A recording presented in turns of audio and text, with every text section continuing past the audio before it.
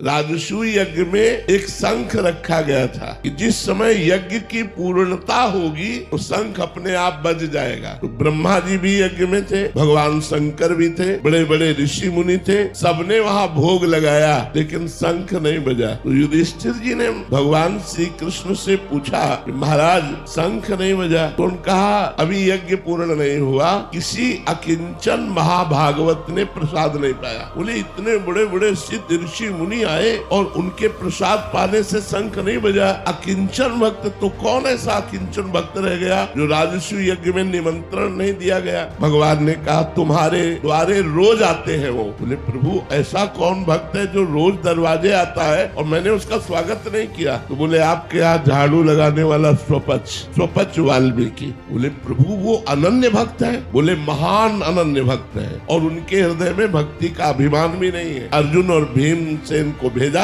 जाओ उनके घर और उनको निमंत्रण।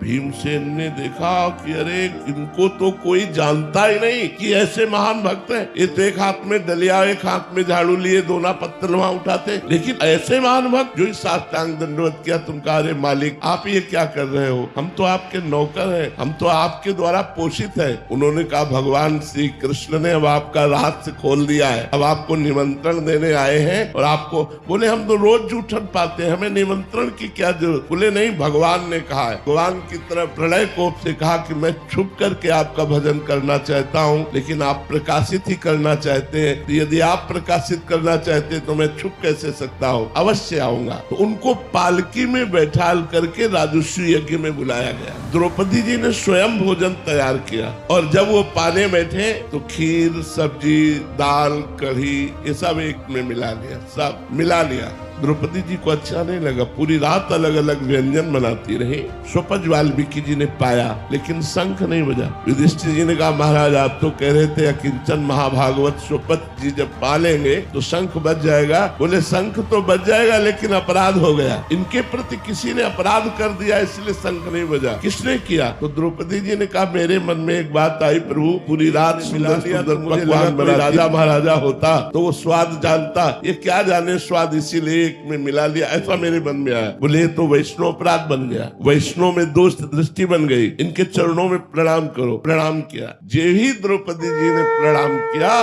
बड़ी जोर से शंख गर्जना होने लगी।